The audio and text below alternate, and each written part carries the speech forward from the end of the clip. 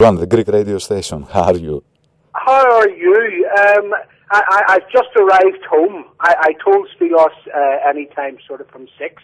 But if this line's okay, I'm on a mobile. Okay. If that's okay with you? Okay, yeah, it's fine. Yeah? It's fine. Okay. Yeah. So, are you ready for the Greek audience here? I guess you're going to have some sold-out gigs for sure. You know. We're really looking forward to it. I have never been to Greece, not even on a holiday. So I'm really looking forward to going. I'm really looking forward to playing over in Greece. Mm-hmm. I think we're in Athens for 2 nights in the same gig, so that'll be good. Yeah. So, John, what can we expect from Rory Gallagher's original band here?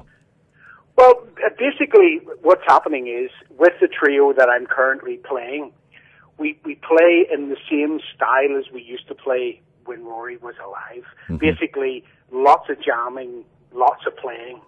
The music for these shows that we're going to do are predominantly songs and tunes that Rory Gallagher wrote. But we'd be playing them the way we play today. Mm-hmm. We'd not be trying to recreate what it sounded like back in the late 1960s. We'd be playing the tunes the way we play today. Yeah. And we're very lucky this time. The guitar player who's in the band, Sam Davison, is a great guitar player, great singer, and I know the audiences over there are going to love him. All right. So, John, can we speak a little about Rory, a legendary rocker, of course? Yes, indeed, of course. Okay, can you tell us some of your memories, maybe? Well, the first thing I must say about Rory is that Rory was a one-off. I mean, there would never be another Rory Gallagher. His whole approach to playing the guitar and playing his own music was completely and utterly original. He had many influences, but he played everything in his own unique way. He was a pleasure to work with. We were very lucky because we played together when we were all young, and we played in a trio, and he was much happier in a trio.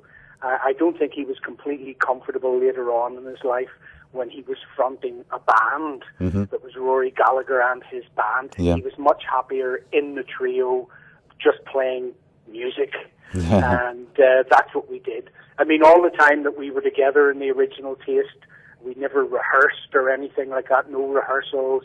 We would just do it. Come on, really? Yeah. Fantastic. So if Rory had an idea, we'd talk about it, maybe have a little run at it before we go on stage, but everything's basically done in front of the audience. And likewise, sometimes we would play and it didn't seem to us like the thing was happening, so we just stopped playing it and play something else.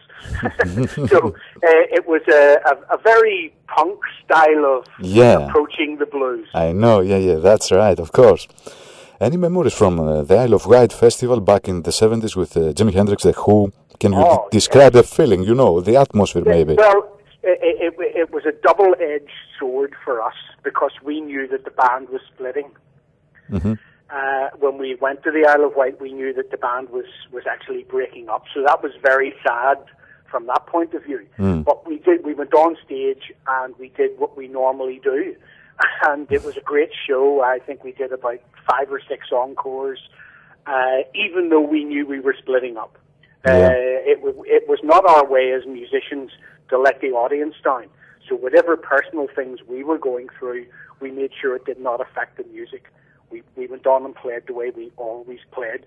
The Isle of Wight Festival was a fantastic atmosphere to be at. Lots of great bands, lots of great musicians, but a sad time for us because we knew that the band was going to be no more after that. Bittersweet, huh? In a way. I know. That's it. And what about your favorite drummer in rock and roll history? John Bonham, Keith Moon, Ginger Baker, maybe yourself? Well, the thing is that when I was growing up in that era and playing in that era, I mean, I knew John Bonham before he joined Led Zeppelin. John used to come and see Taste playing when we played up around the Birmingham area, and so we knew each other. And John's success was really well deserved. I mean, John was a very original stylist in how he played the drums and just did it perfectly for Zeppelin. Playing in Taste, we worked from the same office as Cream, so we did lots of gigs with Eric and Jack and Ginger, and of course then Taste. We toured in America with Blind Faith, which was Eric Clapton and Ginger Baker's band after Cream. So everybody knew each other in that era, and everybody was trying to be different. Today there are lots of drummers who just sound like other drummers, but in those days, musicians desperately tried to be individual, very important. Sound like themselves. Yeah.